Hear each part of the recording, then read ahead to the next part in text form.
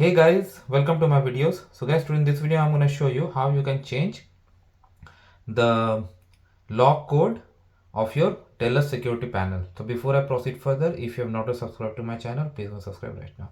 So this is the panel. You see there's a small line just down.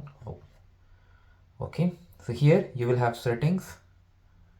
Okay, here if you go, you will have advanced settings. Enter user code. So you need to put your user code, current user code. So I'm gonna do. Okay, now you reached here. Okay, so you from here you can panel reboot, access point settings, sound, so many things you have available here. Okay, so we can go for like master settings. Okay, no, doesn't look like master settings. So we'll go for user management.